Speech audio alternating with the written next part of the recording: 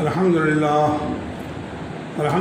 نحمده ونستعينه ونستغفره ونؤمن به ونتوكل عليه ونعوذ بالله من شرور أنفسنا ومن سيئات أعمالنا من يهده الله فلا مضل له ومن يضلل فلا هادي له وأشهد أن لا إله إلا الله وحده لا شريك له وأشهد أن محمدا عبده ورسوله أما بعد فإن خير الحديث كتاب الله وخير الهدي هدي محمد صلى الله عليه وسلم وشر الأمور محدثاتها وكل محدثة بدعة وكل بدعة ضلالة وكل ضلالة في النار. أعوذ بالله من الشيطان الرجيم. بسم الله الرحمن الرحيم.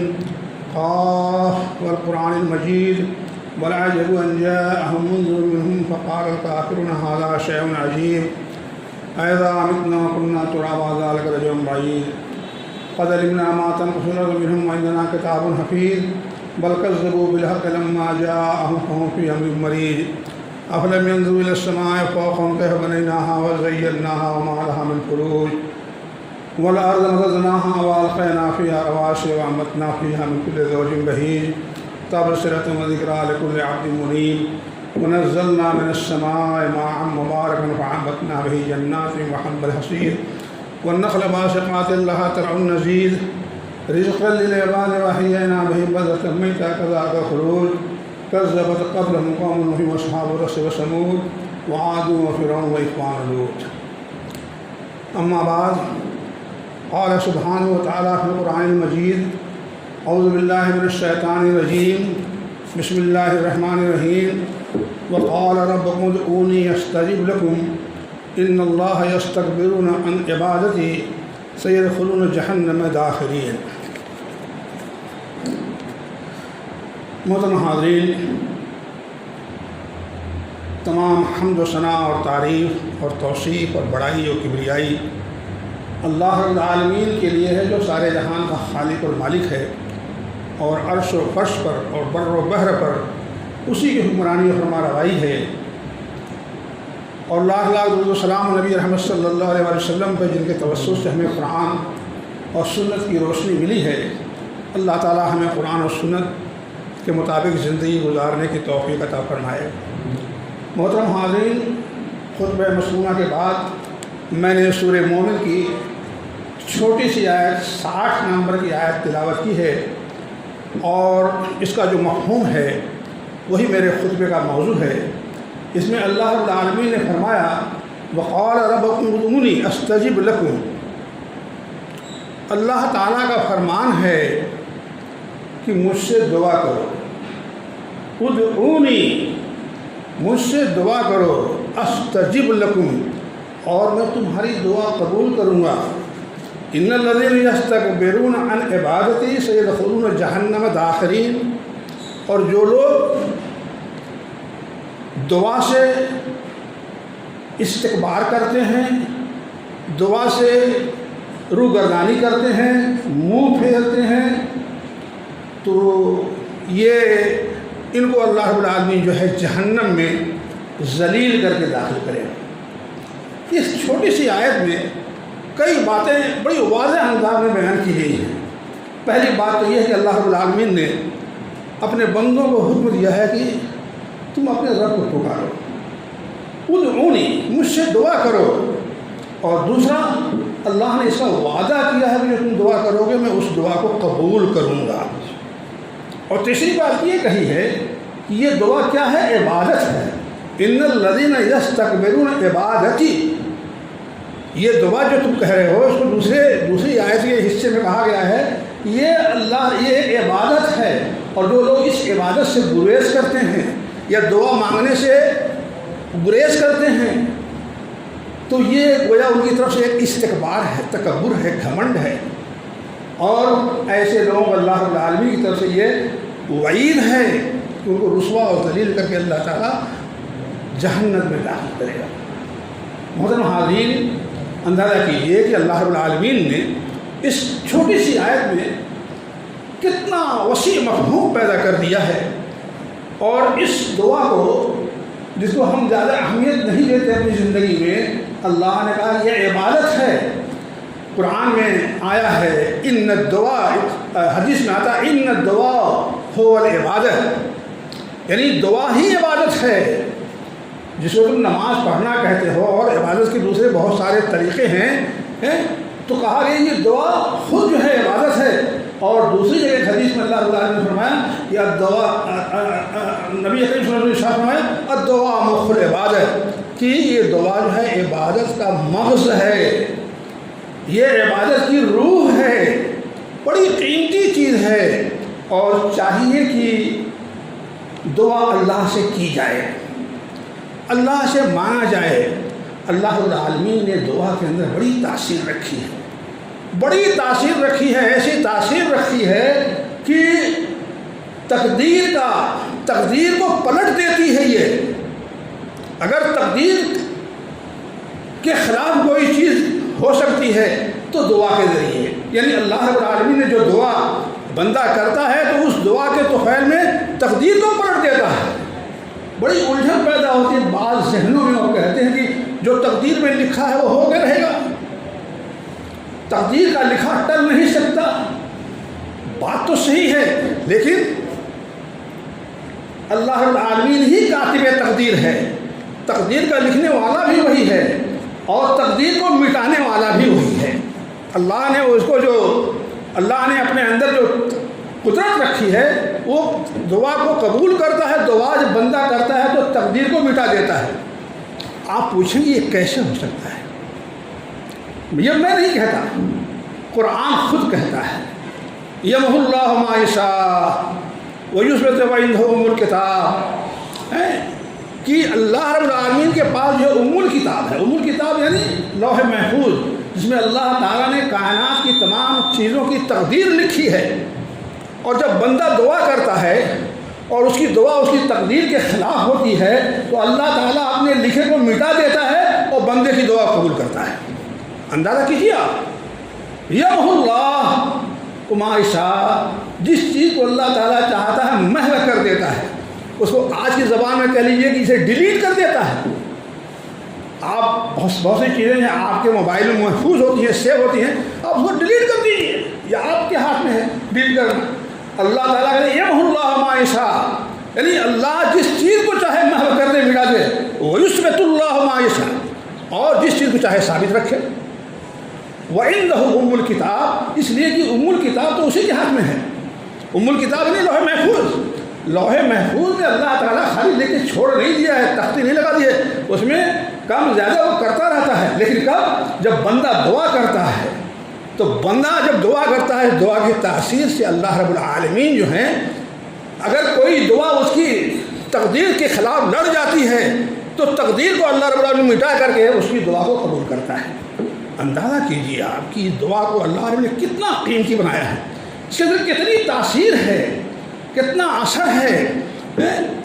آپ دیکھیں یہ قرآن کے اندر مختلف مقامات پر جو ہے دعا کرنے کی ترغیب دی گئی ہے، اور بہت سے جو ہے پیغمبروں کے زندگی کے واقعات بیان کیے گئے ہیں۔ فرمایا اللہ نے اما یجیب المضطر اذا دعا، جب بندہ بے چین، بندہ پریشان، بندہ مضطر جو بے چینیوں میں، پریشانیوں میں، مصیبتوں میں گھرا ہوا ہے، وہ جب پکارتا ہے تو اس کی پکار کون سنتا ہے؟ سوائے اللہ کے کوئی سننے والا نہیں ہے، سوائے اللہ کے کوئی سننے والا نہیں ہے۔ اس زمانے میں جب کہ قرآن کا نزول ہو رہا تھا، یہ مشرکین مکہ بڑے بڑے تجارتی سفر پر نکلتے تھے، سمندری سفر میں ان کی کشتیاں چلتی تھیں، اور جب ان کی کشتی طوفانوں میں گھر جاتی تھی تو کشتی چلانے والا کہتا بس ایک اللہ کو پکار، وہی بچا سکتا ہے۔ اوپر آسمان ہے، نیچے پانی ہے، بچانے والا وہی ہے۔ کہتے تھے کہ پھر اس پریشانی میں جب تم پکارتے ہو تو سوائے اللہ کے کون پکار سننے والا ہے؟ امن یجیب المضطر اذا دعا ویکشف السوء، اور تکلیفوں کو دور کرنے والا بھی وہی ہے۔ جب کعبہ پر ابرہہ نے حملہ کیا، اللہ کا گھر ہے، اور اس اللہ کے گھر میں مشرکین مکہ نے 360 بتوں کو بنا کے رکھا ہے، ان کی پرستش بھی کرتے ہیں، نظر و نیاز بھی کرتے ہیں، اور ان سے مانگتے بھی ہیں۔ لیکن جب ابرہہ نے حملہ کیا تو کسی بھی مکے کے آدمی نے کسی بت کی طرف رجوع نہیں کیا، کعبے کے پردے کو پکڑ کے لٹک گئے کہ اے اللہ تیرا گھر ہے، تو ہی اس کو بچانے والا ہے۔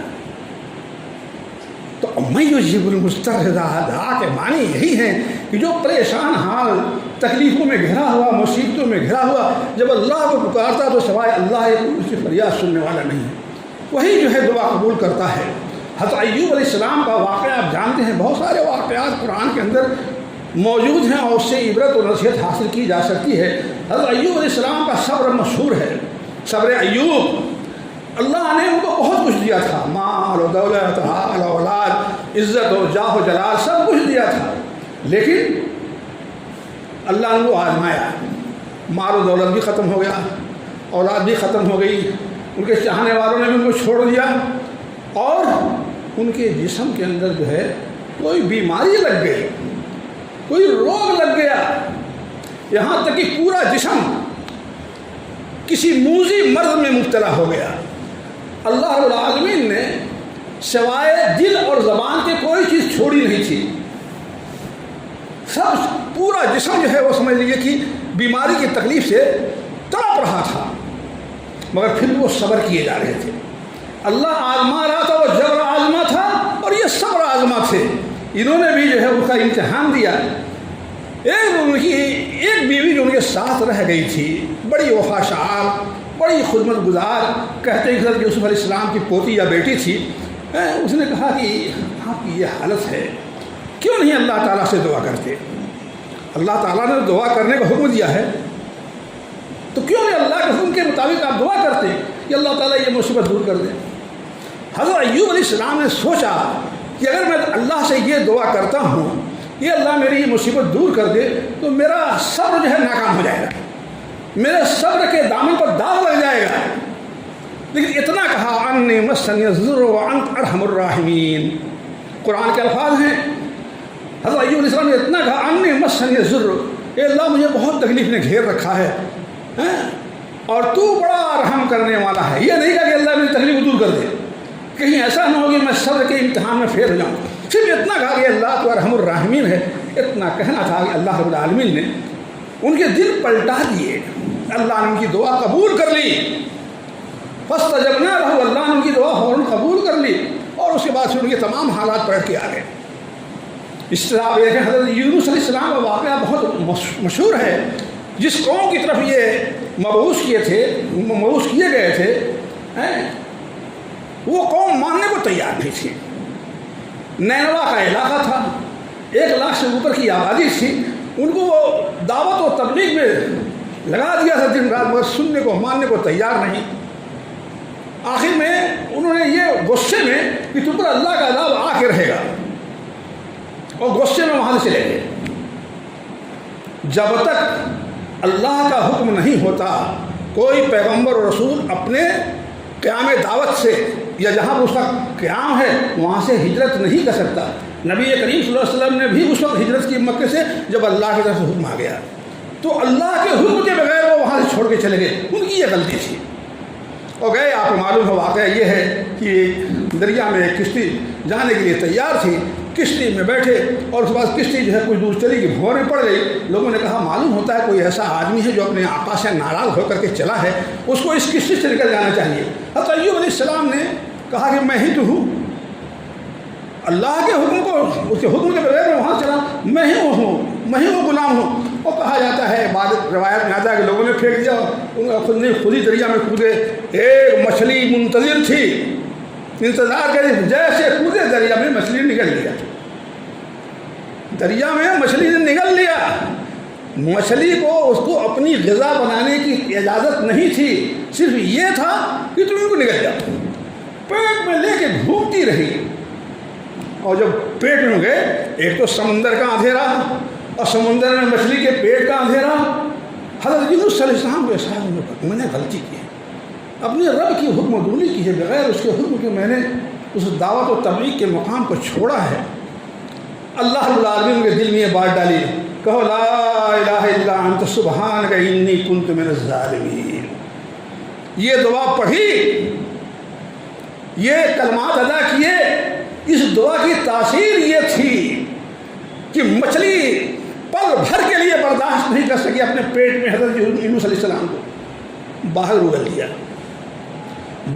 دیا ان کو. پھر واقعہ لمبا ہے، جو کچھ ہے وہ قرآن میں بیان ہے. بتلانا یہ مقصود ہے کہ دعا کے اندر وہ تاثیر ہے کہ وہ مچھلی، اس مچھلی کے بارے میں قرآن میں اور کہا ہے کہ اگر اس مچھلی کے پیٹ میں حضرت یونس علیہ السلام یہ دعا نہ پڑھتے، یہ دعا نہ کرتے، تو قیامت تک مچھلی کے پیٹ میں رہتے. قرآن نے نقل کیا فلولا انہ کان من المسبحین للبث فی بطنہ الی یوم یبعثون، کہ اگر حضرت یونس السلام مسبحین میں سے نہ ہوتے، تسبیح کرنے والوں میں سے نہ ہوتے، اللہ کی پاکی و بڑائی بیان کرنے والوں میں سے نہ ہوتے، تو للبث فی بطنہ الی یوم یبعثون، تو مچھلی اپنے پیٹ میں ان کو لے کر قیامت تک یہی سمندر میں. بتائیے کتنی بڑی بات ہے، معمولی بات نہیں ہے. یہ دعا کی گرمی ہے، یہ دعا کی تاثیر ہے. قرآن میں یہ سب جو واقعات نقل کی ہیں مگر ہم اس کو پڑھ لیتے ہیں، گزر جاتے ہیں اور کچھ چھو چھا کر لیتے ہیں. ہماری زندگی میں ہم اس کو لائیں. ہم اگر مصیبت میں ہیں، ہم اگر پریشان ہیں، تو اگر موسیٰ علیہ السلام کو، حضرت یونس علیہ السلام کو مچھلی اپنے پیٹ سے نکل سکتی ہے، تو ہم بھی جن مصیبتوں میں، پریشانیوں میں گھرے ہیں، ان پریشانیوں سے اللہ تعالیٰ ہمیں نجات دے سکتا ہے. کہ واقعہ میں آپ کے سامنے بیان کروں. میرے ایک ساتھی تھے مولانا عبید اللہ رحمانی کشمیر میں طبیہ یونیورسٹی کے وہ پروفیسر تھے. شیخ عبداللہ کا زمانہ خوب پایا تھا. ملاقات ہوئی ان سے یہیں آ کر کے مالیگاؤں میں ملاقات ہوئی. آئے بھی تھے جلگاؤں، ملاقات بھی کی انہوں نے. تو میں نے کہا کہ مولانا آپ نے جو ہے، اور تقریر بڑی زبردست کرتے تھے. تقریر جو ہے سمجھے کہ آگ کی چنگاریاں نکلتی تھیں، بھڑکانے والی تقریر کرتے تھے. میں نے کہا کہ آپ نے شیخ عبداللہ کا زمانہ پایا ہے اور وہ اس سے کبھی ملاقات ہوئی ہے؟ بولے ایک مرتبہ اس کے خلاف میں نے تقریر کی تھی، دوسرے دن آدمی آ گئے پکڑ کے لے کر جیل میں ڈال دیا، چلا گیا جیل میں. اور اس کے بعد اب جیل ہے، کشمیر کا علاقہ، انتہائی ٹھنڈی کا زمانہ، آرام سے ڈبل گادی اور پھر لحاف تکیہ، ایسا تو میرے گھر میں بھی نہیں تھا، لیکن باہر کا اب جیل ہوتی ہے. مطلب یہ حضرت یونس علیہ السلام کا واقعہ یاد آیا کہ اگر یونس علیہ السلام کو مچھلی اگل سکتی ہے تو میں بھی اسی دعا کو پڑھوں، کیا یہ جیل مجھ کو باہر نہیں پھینک سکتی؟ کہا فاروق صاحب میں نے لا الہ الا انت سبحانک انی کنت من الظالمین کا ورد شروع کیا. پڑھتا رہا. 3-4 دن کے بعد یہ جیلر آیا. بولے مولانا آپ کو چھٹی دی جاتی ہے. بولے کیوں بھائی؟ بولے نہیں، وہ کوئی کرمنل تو تھے نہیں، ایکس میں لیے کہ سیاسی مجرم تھے، خلاف جو ہے تقریر کی تھی، لہٰذا نہیں جائیں. بولے یہاں تو مجھے بہت آرام ہے، دو جو ہے گادی ہے، لحاف ہے، آرام ہے، گرم پانی مل جاتا ہے وضو بنانے کے لیے، یہ سب چیزیں مجھے باہر کہاں ملیں گی؟ بولے آپ یہ سب لے کے جائیے مگر جائیے. دیکھا بھی انہیں پریکٹیکل بتایا. مطلب یہ ہے کہ انہوں نے اپنی زندگی کا یہ تجربہ میرے سامنے بیان کیا. انتقال کر کے ابھی جلدی انتقال کیا انہوں نے. کہنے کا مطلب یہ ہے کہ یہ جو چیزیں بتائی جا رہی ہیں، ہم بھی بہت ساری پریشانیوں میں، بہت ساری مصیبتوں میں، بہت ساری الجھنوں میں گھرے رہتے ہیں. قرآن نے نسخہ دیا ہے، ایک نسخہ کیمیا ہے. آپ بھی پریشانیوں میں اللہ کو پکاریے. اللہ تعالیٰ تو کہتا ہے اور رب ادعونی، تم مجھے پکارو تو صحیح، میں تمہاری دعا قبول کروں گا. یہاں تک کہ اگر تقدیر میں کوئی چیز ایسی ہوگی جو تمہارے دعا کے خلاف ہوگی تو اپنا لکھا کاٹ لوں گا مگر تمہاری دعا قبول کروں گا. معمولی بات نہیں ہے. اور دعا جب آدمی کرتا ہے، اگر وہ گناہ کی دعا نہیں ہے یا قطع رحمی کی دعا نہیں ہے تو اللہ تعالیٰ 3 چیزوں میں سے ایک چیز ضرور عطا کرتا ہے. 3 چیزوں میں سے ایک چیز ضرور عطا کرتا ہے. ایک تو یہ جو اس نے دعا کی ہے اس دعا کو اسی دنیا میں اللہ تعالیٰ قبول کر کے دکھا دیتا ہے. جو تو نے مانگا تھا یہ ہے تو اللہ تعالیٰ اپنی شان کے مطابق دیتا ہے. دوسرا یہ اس نے کوئی دعا کی ہے مگر اللہ تعالیٰ بندے کی مصلحت اور حکمت کو جانتا ہے.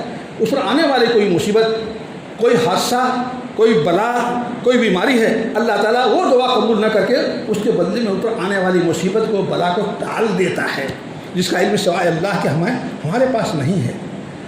اور کبھی ایسا ہوتا ہے کہ اللہ تعالیٰ اس کی کوئی دعا قبول نہیں کرتا. میدان محشر میں بعض لوگوں کے حساب کتاب پیش کیے جائیں گے. ایک شخص آئے گا, اس کا گناہوں کا پردہ جھک جائے گا, نیکی کم پڑ جائے گی, اور اب وہ سمجھے کہ اب میں گیا جہنم میں. اللہ تعالیٰ اس کی ایک نیکی اس کو دیتا ہے, یہ لے, نیکی والے پڑے میں ڈال دیں. نیکی والے پڑے میں اس کو ڈال دیتا ہے اور وہ جھک جاتا ہے, نیکیاں بڑھ جاتی ہیں, گناہ گھٹ جاتا ہے, وہ جنت میں جاتا ہے. وہ کہتا ہے اے اللہ, یہ میری کون سی نیکی تھی کہ مجھے اتنا بڑا انعام ملا ہے. اللہ تعالیٰ فرماتا ہے یہ تیری وہ نامقبول دعائیں ہیں جو تو نے دنیا میں کی تھیں. دعاؤں میں تو نے دعائیں بہت ساری مانگی تھیں, یہ مانگا تھا, یہ مانگا تھا, یہ مانگا تھا, یہ مانگا تھا, مگر ان دعاؤں کو میں نے قبول نہیں کیا. اس کے بدلے میں یہ تجھ کو دیا جا رہا ہے. یہاں دیکھیے آپ, جو اللہ تعالیٰ نے لا تقنطوا من رحمت اللہ, میری رحمت سے مایوس مت ہو, مانگتے رہو, یہاں نہیں تو وہاں ملے گا. اور اللہ تعالیٰ جو ہے اپنے وعدے کے خلاف نہیں کرتا, برابر عطا کرتا ہے. محترم حاضرین, موضوع بہت وسیع ہے اور بہت کچھ کہا جا سکتا ہے. مختصر وقت میں یہ کہنا چاہتا ہوں حضرت یونس علیہ السلام کے واقعے کے حوالے سے کہ آج ہم کن کن حالات سے گزرے ہوئے ہیں, کیسی مصیبتیں ہیں. کل تک جو ہے NRC, PNR, ACC کے ایسے خوفناک مسائل تھے کہ پورے ہندوستان کے اندر جو ہے ایک تہلکہ مچا ہوا تھا. مسلمان یہ سمجھے جا رہے تھے کہ ان کو کوارنٹائن کیا جائے گا, ان کو لے جا کر کہیں جو ہے ڈال دیا جائے گا. کیسے حالات بدلے, کیا ہو گیا, آج اس کا کوئی نام نہیں لیتا. ارے یہ جو آج جو کورونا وائرس چلا ہے, کہنا چاہے کہ اس میں بھی خیر ہے, خیر, شر کے اندر بھی خیر ہوتا ہے. اللہ نے اس مسئلے کو دفن کر دیا. بعد میں پھر کھڑے ہو جائیں, ایسے مسئلے اور کھڑے کیے جائیں, بعد میں بات ہی بات ہے, مگر وہ مسئلہ ختم ہو گیا. اب کورونا وائرس سامنے آ گیا ہے, اور کورونا وائرس کی جو بیماری ہے کوئی بہت سنگین نہیں ہے, مگر ایسی خوفناک, ایسی دہشتناک اور ایسی سمجھ لیجیے کہ ڈرانے والی کہ آدمی سے ملتے ہوئے ڈرتا ہے. کرے اسے ملیں گے. آج یہ حالت ہے کہ آدمی سے ہاتھ ملاتے ہوئے ڈرتا ہے, آدمی کے گھر جا کر کے اس کی خرید معلوم کرنے سے ڈرتا ہے, اس کے غم میں شریک نہیں ہو سکتا, اس کے جنازے میں شریک نہیں ہو سکتا, مسجد میں شریک ہو کر نماز نہیں پڑھ سکتا. ساری پابندیاں, مجبوریاں ہیں. یہ کیسی بیماری ہے, اور پوری دنیا کے اندر اللہ کی یہ بیماری جو ہے اللہ کی طرف سے ایک کیا ہے, اللہ کا عذاب ہے, اللہ کا عذاب ہے. اور اس عذاب کو ٹالنے کے لیے سوائے دعا کے اور کوئی چیز کارگر نہیں ہو سکتی. دوائیں بہت ہیں, دوائیں آپ کیجیے نا, کوئی منع نہیں کرتا, وہ بھی ایک چیز ہے. ڈسٹینس کرنا, فاصلے پر رہنا, اگر احتیاط کی ایک کوئی چیز ہے تو آپ ڈسٹینس اختیار کیجیے. مگر ایک بات یاد رکھو کہ اللہ کے رسول ہم کو یہ حکم دیتے ہیں تم نماز میں پیر سے پیر اور کندھے سے کندھے ملا کے کھڑے رہو. اور حرم شریف میں ہم نے تو دیکھا نہیں, لیکن دیکھنے والوں نے دیکھا موبائل پر کہ ایک گز کی دوری پر لگا کے سب کھڑے ہیں. اللہ کے رسول کی نافرمانی ہو رہی ہے اور دنیا والوں کی فرمانبرداری ہو رہی ہے. تو ایسا منظر بھی سامنے آ رہا ہے. تو اس بیماری نے ایسا حال کر دیا ہے کہ مسجد سے لے کر کے میخانے تک ہر جگہ ایک ہی حال ہے, سبھی پریشان ہیں اور دعا کر رہے ہیں, ڈاکٹر بھی دیکھ بھال کر رہے ہیں, چیکنگ کر رہے ہیں. مگر یہ ہونے کے باوجود تمہارے پاس جو سب سے قیمتی گوہر ہے, سب سے قیمتی جوہر ہے, یعنی دعا کا ہتھیار تمہارے پاس ہے, اس کو کیوں نہیں استعمال کرتے؟ اس میں کیا لگتا ہے؟ کچھ لینا دینا نہیں ہے, کچھ خرچ نہیں کرنا ہے, مگر یہ ہے کہ آپ دعا کیجیے, اللہ تعالیٰ کو پکاریے. اللہ تعالیٰ تمہاری پکار کو بیکار اور رائنا جانے نہیں دے گا, ضرور سنے گا. اس لیے یہ جو آسمانی قہر ہے, اس قہر کو دور کرنے والا آسمان والا ہی ہے, وہی دور کر سکتا ہے. بڑی مصیبت ہے, بڑی پریشانی ہے, اور ساتھ ساتھ دیکھیے پورے اس سال میں سے یہاں سے کوئی آدمی حج بجا ہی نہیں سکتا. اور کتنے ممالک سے لوگ بند کر دیے گئے. اتنی بڑی عبادت حج جو فریضہ ہے, جن کو فرض حج واجب ہو چکا ہے, وہ جا نہیں سکتے. تو یہ کیا ہے؟ یہ جو لاک لگا ہوا ہے, اس کی کنجی دعا ہے, اس کی کنجی دعا ہے. آپ دعا کیجیے, اللہ کو پکاریے. اللہ کا وعدہ ہے, وہ ضرور نہیں استجب لکم, پکارو مجھ کو, میں تمہاری دعا قبول کروں گا. بس ان چند الفاظ صاحب میں آپ سے ہی کہوں گا کہ رجوع اللہ کیجیے, اللہ کی طرف رجوع کیجیے, اور دعا کی اہمیت اور فضیلت کو سمجھنے کی کوشش کیجیے, اور اللہ تعالیٰ سے دعا مانگیے, اپنے لیے بھی اپنے اہل و عیال کے لیے بھی، جمیع مسلمین کے لیے بھی، اور ایمان اور عقیدے کی سلامتی کے لیے بھی۔ اس لیے کہ حالات جیسے کچھ ہیں، ایمان اور عقیدہ بھی جو ہے بالکل ڈگمگ ہے۔ ایمان اور یقین جو ہے کوئی چیز رہ نہیں گئی، اب تو یہ ہے کہ دنیا داری رہ گئی ہے، دنیا کے پیچھے لوگ بھاگ رہے ہیں۔ اس لیے اللہ سے دعا کیجیے کہ اللہ تعالیٰ یہ جو مصیبت ہم پر پڑی ہے اس کو دور کر دے اور اپنا رحم فرما، اپنا کرم فرما، اس لیے کہ تیرا رحم و کرم جو ہے تیرے غضب پر غالب ہے۔ غضب پر اللہ کا رحم و کرم غالب ہے، اور اللہ رب العالمین نے اس دنیا میں اپنے رحم و کرم کا صرف ایک حصہ ظاہر کیا ہے، 99 حصے تو آخرت کے لیے ہیں۔ تو اس کی رحمت کو آپ گدگدائیے، اس کی رحمت کو مطلب کہ چھیڑیے کہ اللہ بس تو رحم کرنا۔ ارحم الراحمین، تمہیں اللہ ایوب علیہ السلام کہا تو تمام سب سے زیادہ رحم کرنے والوں سے رحم کرنے والا ہے، اور کوئی نہیں ہے۔ اللہ تعالیٰ ہمیں نیک سمجھ کی توفیق عطا فرمائے، رضوی اللہ کرنے کی توفیق عطا فرمائے، اللہ سے مانگنے والا بنائے۔ جو پریشانیاں اور جو مصیبتیں ہمارے سامنے پھیلی ہوئی ہیں، اللہ تعالیٰ اپنے فضل کرم سے دور فرمائے۔ بارک اللہ لنا ولکم فی القرآن العظیم ونفعنا وإیاکم بالآیات والذکر الحکیم، انہ تعالیٰ جواد کریم ملک بر الرحیم۔